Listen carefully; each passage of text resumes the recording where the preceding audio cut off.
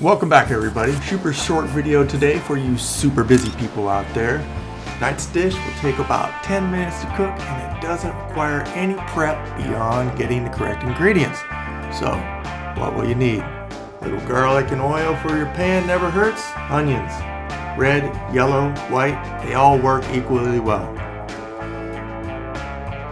Thinly sliced beef, the kind you find in Sukiyaki. It's slightly thicker than the stuff that you find in shabu-shabu, but honestly, either will work. And the secret sauce, I don't know what it's called, I don't read or speak Japanese.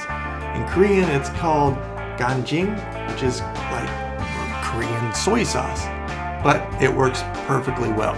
Anyways, that being said, it's my turn to cook for this evening. Till next time, stay relaxed, keep on living.